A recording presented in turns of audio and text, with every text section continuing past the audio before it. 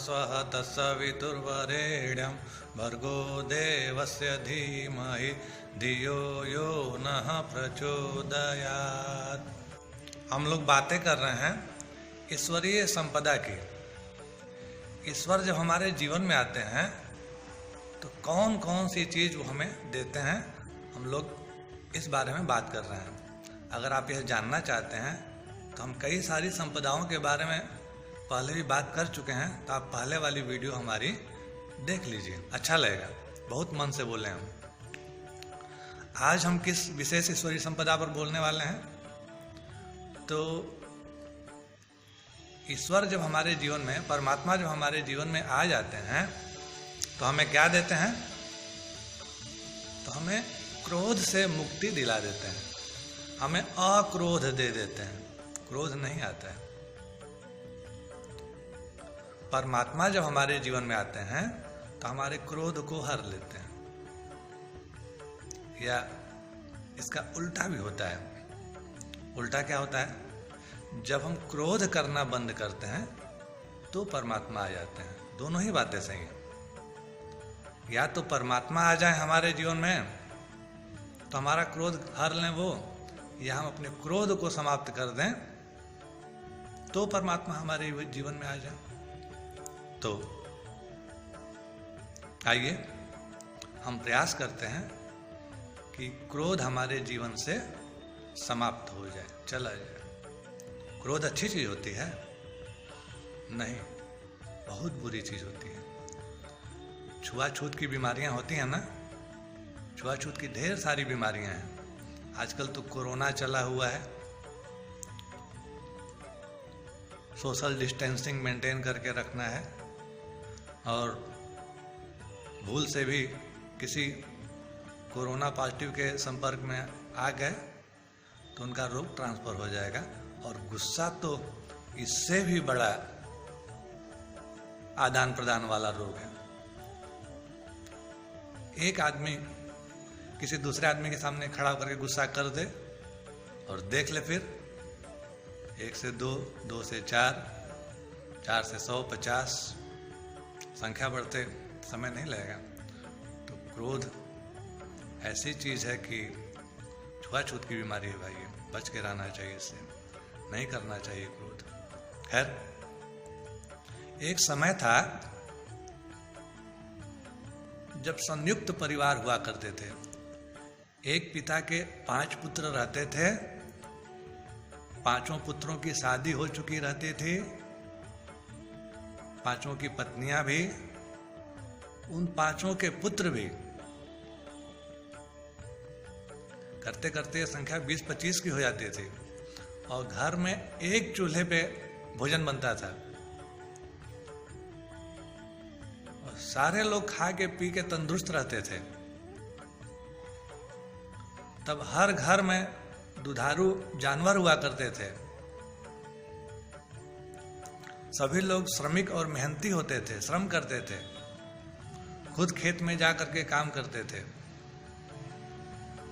धीरे धीरे सुख सुविधा के सामानों का बाजार शुरू हुआ, और वो सामान जैसे जैसे घर में आना शुरू हुए वैसे वैसे क्रोध बढ़ना शुरू हो गया। और जैसे जैसे क्रोध बढ़ा वैसे वैसे परिवार क्या होते चले गए? संयुक्त परिवार टूट टूट करके छोटे होते चले गए। अब जो पिता के जो 5 पुत्र एक घर में रहते थे, तो अब सभी लोग 6 घर में रहना शुरू कर दिए। और जब 6 घर में रहना शुरू कर दिए तो ऐसा नहीं है कि क्रोध समाप्त हो गया। क्रोध तो एक संस्कार का रूप ले लिया ना, और वह पहले एक घर में था क्रोध, अब 6 घर में हो गया। पहले 20-25 लोगों का परिवार हुआ करता था, अब 2-2, 3-3, 4-4 लोगों का परिवार अलग अलग रहने लगा, तो भी क्रोध कम नहीं हुआ। अब चारों आपस में क्रोध करने लगे। चारों आपस में जब क्रोध किए तो अब का जो वर्तमान का जो समय है वो कैसा समय है? व्यक्ति अकेला रहने की तरफ बढ़ रहा है, अकेला होता चला जा रहा है। मतलब अनेकता से, भीड़ से अकेलेपन की तरफ आदमी बढ़ रहा है। और अकेला भी होकर के ऐसा नहीं क्रोध समाप्त हो रहा है, अकेले भी रह करके क्रोध उसका बना ही रह रहा है। अकेले अपने आप के ऊपर क्रोधित हो रहा है, वो अपने पे गुस्सा हो रहा है, अपने पे क्रोध कर रहा है। खैर, अब हम लोग ये जानते हैं कि इंसान क्रोध करता क्यों है, ये क्रोध उठता कहां से है, क्रोध की शुरुआत क्यों और कैसे और कहां से होती है, कौन है क्रोध का कारण। तो कुल 8 चीजें हैं जो क्रोध का कारण है। कौन कौन सी चीजें हैं वो? तो 5 हैं हमारी ज्ञान इंद्रियां। 5 ज्ञान इंद्रियां कौन सी हैं आप सब लोग जानते होंगे? आंख, नाक, कान, जीव और त्वचा, ये 5 ज्ञान इंद्रियां। और 3 चीजें क्या हैं बाकी? मन, बुद्धि और अहंकार। यही 8 चीजें हैं जो क्रोध भरती हैं हमारे अंदर। कैसे, थोड़ा सा समझते हैं इस चीज को। आंख कहां देखना चाहती है? बाहर की रस भरी चीजों को देखना चाहती है। आकर्षक आकर्षक चीजें देखेगी, तरह तरह के उभार, संरचना, पता नहीं क्या क्या देखेगी और आंख वहां टिक जाएगी। और अगर देखने में कोई भी बाधक बनेगा तो क्या शुरू हो जाएगा? क्रोध शुरू हो जाएगा, है ना। घर में बैठ के टीवी देखिए, कोई आपका रस भरा कार्यक्रम आ रहा हो और आपके और टीवी के बीच में कोई अवरोधक बन के खड़ा हो जाए तो आप क्या करेंगे? समझ में नहीं आ रहा है क्या? हटो यहां से, क्रोध करेंगे ना।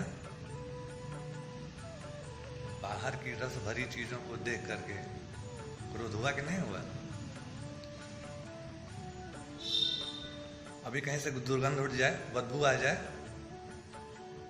कौन कर दिया है, कौन कर दिया है, गंदगी कौन किया है, या कहीं से खुशबू मिल जाए बाहर, तो उस खुशबू को पाने के चक्कर में पाना चाहिए इसको, और उसमें अवरोध हो गया तो क्या होगा? क्रोध आ जाएगा। कान से निंदा सुन लीजिए अपनी, आग बबूला हो जाएंगे, नहीं हो जाएंगे? क्रोध हो गया।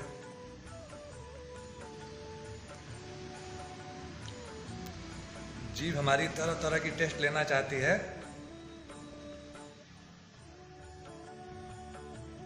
सुबह भोजन किए, धीरे धीरे शाम हो गया, भोजन की प्रतीक्षा है। मन में सोच रहे हैं आप, ये बना होगा, वो बना होगा, ऐसा बना होगा, और जब सामने भोजन आया तो सोचे हुए के अनुकूल नहीं है। यही बना है, कैसे खाएं? खा नहीं जा रहा है, नमक ज्यादा है, तेल ज्यादा है, मसाला ज्यादा है, फलाना ढिमाका। शऊर नहीं तुम लोगों को।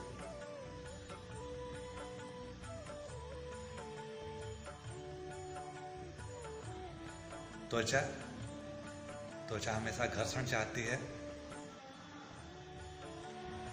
हमेशा चाहती है कि इसकी खुजली शांत हो, उसमें कोई बाधक हो जाए, उस खुजली के शांत करवाने में कोई बाधक हो जाए तो क्या होगा? आग बबूला हो जाएंगे ना। मारने पीटने पे, क्या क्या करने पे उतारू हो जाएंगे कि तुम्हारी हिम्मत कैसे हुई बाधक बनने की। ये 5 चीजें हैं ना, क्रोध की तरफ ले जा रही हैं। समझ में आ रहा है ना।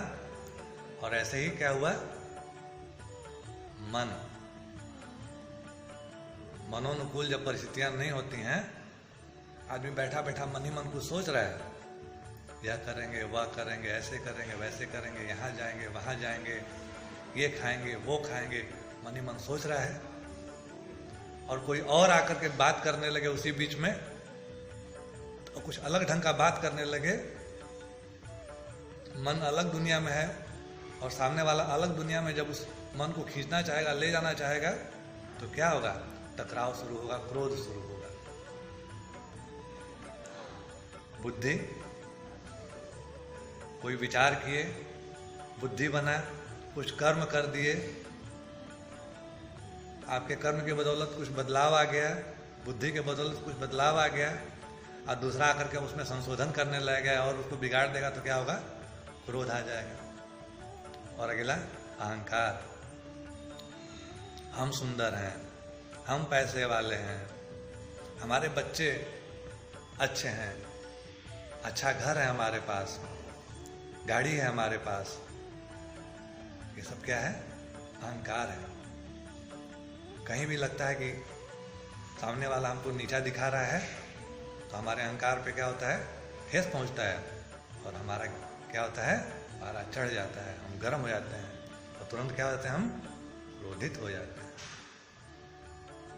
तो हर परिस्थितियों में क्रोध आ क्यों रहा है? क्योंकि हम बाहर की दुनिया में भटक रहे हैं, बाहर घूम रहे हैं। खैर, ये बात तो सही है कि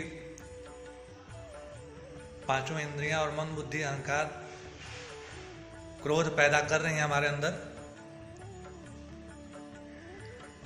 लेकिन इस क्रोध पर नियंत्रण कैसे पाया जाए, क्रोध पर विजय कैसे पाया जाए, क्रोध को जीता कैसे जाया जाए?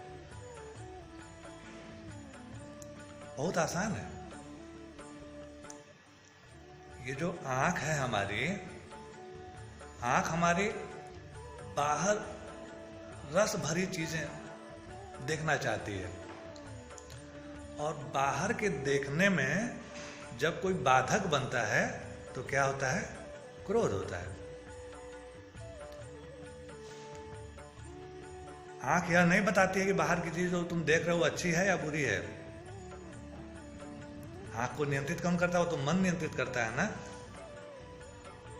मन जो है आंख को इशारा करती है, तुम देखो, आंख लगातार उसको देखता है, लेकिन बताता कौन है कि दिखने वाली चीज जो तुमको दिख रही है, जिसको तुम देख रहे हो, वह चीज देखने योग्य है कि देखने योग्य नहीं है? तो बताने वाला आत्मा। और आत्मा कौन है?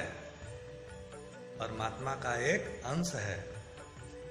तो आत्मा जब परमात्मा का जब अंश है, तो आत्मा बताता है हमें। क्या बताता है? कि यह जो चीज देख रहे हो यह सही है, यह जो चीज तुम देख रहे हो यह सही नहीं है, मत देखो। अगर हम आत्मा की बाहर की चीजों को देखें, देखने में मनाही नहीं है, आप देखिए, मन कहता है आप देखिए, लेकिन साथ साथ आत्मा भी कहता है कि यह देखने योग्य चीज नहीं है, मत देखिए। और ज्यों आपकी आत्मा में आवाज उठती है, त्यों मान जाइए, मत देखिए। अगर उसके बाद भी देखना आप जारी रखेंगे, तो या तो क्रोध आपके अंदर, या तो क्रोध जिस चीज को आप देख रहे हैं उसके अंदर, या तो जो दृश्य के सामने चारों ओर मौजूद है उसके अंदर कहीं ना कहीं क्रोध आ ही जाएगा। और क्रोध में होता क्या है? छुआछूत होता है, वो फैल जाएगा, चारों ओर फैलेगा।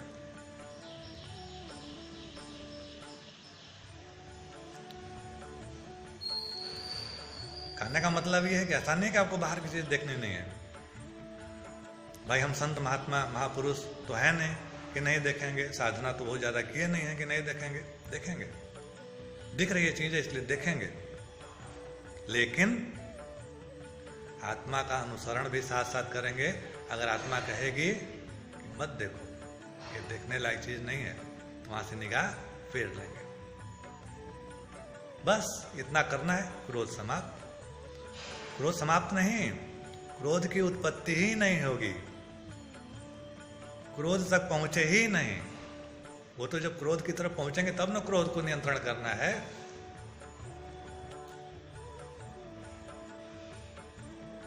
भाई कोई मेहनत करके खाना बना रहा है, जो बनाया उसको ना पता है, सब्जी काटा होगा, आग के पास खड़ा होकर के उसको भुना होगा, तला होगा, बनाया होगा, कितना समय लगा होगा उसको, और आपके पास आया और क्षण भर भी नहीं लगा जीभ पे रखते हुए क्रोध करने में। आप सोचिए कि बनाने वाला कितना समय दिया होगा। बस जो आप ये सोचेंगे, क्योंकि श्रम आप भी करते हैं तो श्रम के बारे में आपको पता है, आप उसके भी श्रम की जब कद्र करेंगे और आत्मा कहेगी, जब आप क्रोध कर लेंगे ना तो आत्मा आपको दिखा देगी क्यों क्रोध की। इसका मतलब वहां भी आत्मा का अनुसरण करना है। ज्यों आप आत्मा का अनुसरण करेंगे क्रोध समाप्त हो जाएगा। बाहर की निंदा आ रही है, कोई न कोई निंदा किया, आप उसके श्रोता हैं, आप उसको सुन रहे हैं। बाहर से क्रोध आया, क्रोध को आप ग्रहण किए।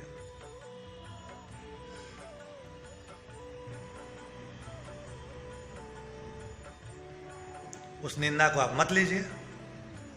क्यों ग्रहण कर रहे हैं? कोई आपको गंदा पानी देगा तो आप पिएंगे?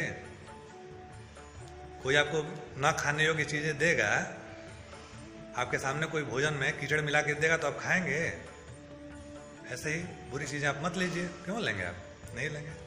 नहीं लेंगे, जब ये भाव पैदा हो जाएगा तो क्रोध नहीं आएगा।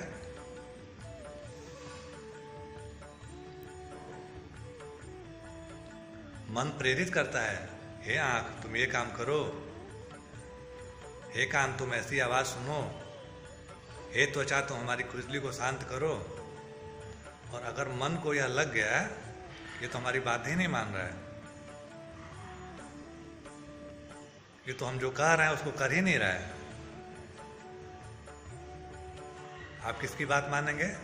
आप आत्मा की बात मानेंगे। जब आप आत्मा की बात मानेंगे तो क्रोध नहीं होगा, और जब आप मन की बात मानेंगे तो क्रोध होगा। कई बार हम जब मन का अनुसरण करते हैं तो मन चाहा भोजन करते हैं, और बाद में जब आत्मा का अनुसरण करने लगते हैं तो हाथ को साबुन से धुलने लगते हैं। मन कहता है कि वो खाओ तो हम खाते हैं, और आत्मा कहता है तुम बहुत गलत चीज खा लिए,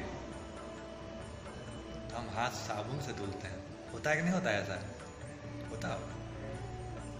मन कहता है कि वो चीज पियो तो पी लेते हैं, और आत्मा कहता है कि तुम तो गलत चीज पी लिए, मुंह से बदबू आ रही है, घर कैसे चलोगे? तो मुंह में इलायची रख लेते हैं। गलत चीज जब खा के पी के घर पे आएंगे तो क्रोध की परिस्थितियां तो होंगी ही ना होंगी। लेकिन आत्मा आपका कहा ना कि इलायची खा के चलो, साबुन से हाथ धो करके चलो, नहीं तो घर में प्रवेश नहीं करने दिया जाएगा, घर वाले लोग क्रोधित होंगे। अगर शुरू में ही आत्मा की बात सुन लिए होते तो क्रोध नहीं आता। तो क्रोध को समाप्त करने का, क्रोध को दूर करने का एकमात्र उपाय है, वह है आत्म अनुसरण। यदि आत्मा का अनुसरण किया गया, यदि आत्मा के बताए रास्ते पर चला गया तो क्रोध कभी आएगा ही नहीं। प्रयोग करके देख लीजिए। आप कहेंगे आत्मा नहीं बोलती है। क्यों नहीं बोलती है आत्मा? आप सड़क पे खड़ा होकर के किसी को देखना शुरू करिए, आत्मा बोलेगी। किसी को भी छूने की कोशिश करिए, देखिए छू के, आत्मा बोलेगी कि मत छुओ, मार खाओगे, डांट खाओगे, लड़ाई होगा, मत देखो। आत्मा बोलेगी, आत्मा बोलेगी मत खाओ, आत्मा बोलेगी वहां मत जाओ। अगर वहां जाओगे, कई लोग शरीर की खुजली शांत करने के लिए कहाँ कहाँ जाते हैं। आत्मा बोलती है कि मत जाओ, आदमी बहुत सोचता है, जाने से पहले बहुत सोचेगा। क्यों सोचता है? क्यों? क्योंकि आत्मा बोलती है। आदमी बार बार सोचता है कि जाए कि नहीं जाए, जाए कि नहीं जाए। फिर मन ज्यादा प्रभावशाली होता है, चलो चलते हैं, जो होगा देखा जाएगा। जाते हैं तो क्या होता है, एक बार मन को पोषण मिल गया तो फिर दोबारा आ जाते हैं, दोबारा मन को पोषण मिल गया तो तिबारा जाते हैं। लेकिन कभी न कभी एक क्षण ऐसा आता है कि बवाल हो जाता है। शुरू में हम डर डर के क्यों जाते थे? आत्मा बार बार कहती थी कि मत जाओ मत जाओ मत जाओ, मत खाओ, मत देखो, ये काम मत करो। तो कहने का कुल तात्पर्य यही है कि ज्यों हमारे जीवन में परमात्मा आएंगे, और परमात्मा आते नहीं हैं, परमात्मा तो बैठे हैं इस शरीर में। परमात्मा लगातार बैठे हैं, लगातार हमको रास्ता दिखा रहे हैं, लगातार हमको पढ़ा रहे हैं, सिखा रहे हैं, बता रहे हैं। हम ही उनकी बातों को नहीं सुन रहे हैं। एक राक्षस रूपी मन सवार हो गया, उसकी बातों को सुन रहे हैं। आप देखिए, मन को उसका पोषण देना बंद करिए, फिर आप घर में बैठे बैठे सोचेंगे यह चीज हमको मिल जाए, तो वह चीज मिल जाएगी आपको। इतनी ताकत होती है। या तो आप मन का अनुसरण करके और दीनहीन, दुर्बल, दरिद्र, दुर्गुण भरा हुआ राक्षसी ताकत वाला बन जाइए, या तो आत्मा का अनुसरण करके परमात्मा का रूप धारण कर लीजिए। तो इस प्रकार हम यह कह सकते हैं कि जब हमारे जीवन में परमात्मा का प्रकाश आता है, जब हमारे जीवन में आत्मा का प्रकाश बढ़ता है, तो क्रोध तो इस शरीर में प्रवेश ही नहीं करता है। तो आइए हम आत्मा का अनुसरण करें, परमात्मा को भीतर प्रवेश करने दें और सुखपूर्वक, शांतिपूर्वक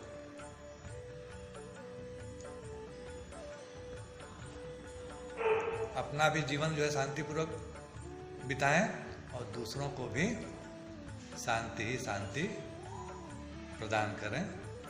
आप लोगों को बहुत बहुत धन्यवाद।